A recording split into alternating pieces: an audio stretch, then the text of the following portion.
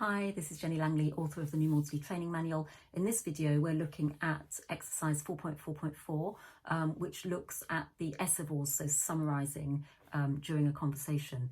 And a summary at certain points through the conversation can really help pull everything together, check in, have I got this right? And it gives the sufferer basically a chance to correct you if you've slightly misinterpreted, or quite often they've said something and they haven't quite meant it that way. So again, it gives them the opportunity to correct you. So if you think about reflection or affirmation is like giving them a flower, a summary is like giving them a bunch of flowers. So it also basically gives you the opportunity to pick out any green shoots. So let me check if I've got this right, and then give them a shower of affirmations and then say, right, okay, where do we go from here? I'm here to help you. So pulling it all together. So if your loved one is really struggling to respond and you're thinking, how do I summarise? Because all they've done is grunt or look tearful or not really engaged in the conversation, you might say, I notice you're very quiet today, or I notice you were able to finish your meal, and I also notice you seem very agitated. We're right behind you and here to help every step of the way. So you can summarise what you're seeing if they're unable to actually say anything because they're just too anxious or sad or agitated or whatever. Okay, so in the workshops, we have an exercise where, again, in pairs, two carers are talking to each other about something that they would like to change.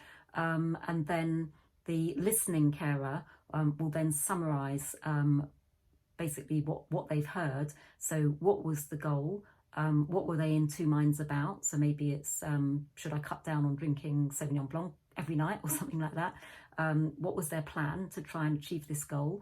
Have they actually verbalized any change statements? And then basically they swap roles and do it the other way around. So they can really start to understand how a good summary can make you feel really listened to and understood. That's what we're trying to achieve. So here's an example. So the carer role playing, the loved one is saying, I'm thinking of applying for a job, and has basically come up with all the pros and cons of applying for the job. So the summary might be, let me try to summarise. You want to apply for a new job that is closer to home and will be more challenging. On the one hand, you're nervous that you do not have all the skills they're looking for. And on the other hand, you've explained to me several good reasons why you're perfect for this job. You're good at managing people. The film you directed last year won lots of awards. So on balance, given all of that, you feel you will apply. The worst thing that can happen is you don't get the job. And of course, it will be good experience to have the interview. We've agreed to have some practice sessions in the next few days, which hopefully will build your confidence and highlight any gaps. That sounds like a good plan. Shall we look at the diary? So lots of reflections, lots of affirmations, and sort of checking in when shall we carry on this conversation. Here's another example. So Bella is devastated that she only got 70% in her last chemistry test, and so she's determined to give up chemistry. So very often, don't we find with our loved ones that they're very black and white about things? She says she feels ignored, she feels misunderstood.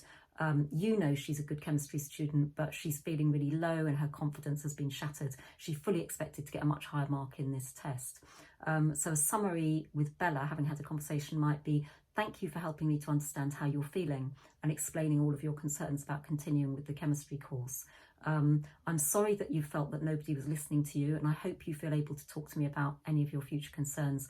I know you have a lot going on at the moment. We are here to listen and help. You make some very valid points, including the fact you're worried that the extra time you're having to spend on chemistry might affect your grades in other subjects.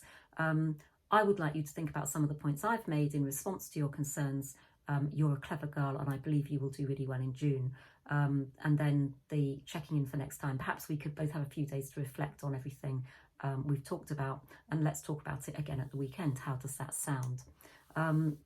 So again, hopefully Bella by then, rather than thinking you're just going to argue with her that of course she needs to do chemistry because she's really good at chemistry and it was just a one-off blip, so rather than being Rhino, you've become much more sort of dolphin and St. Bernard-like, sort of coming alongside her and gently nudging her to make her own decision. So sometimes it can be helpful if the summary is not quite perfect, because what you want to do is you want the loved one to be able to verbalise what they're going to do next. And so if they can visualise and verbalise something, then it's much, much more likely to happen. So visualising applying for a new job, visualising still doing chemistry for GCSE or A-level, despite the fact that they've had this setback. and then verbalising how they're going to do that is really, really powerful. So thank you for watching. I hope you found this short video useful. All of the worksheets and videos can be found at www.newmaudsleycarers-kent.co.uk. Thank you.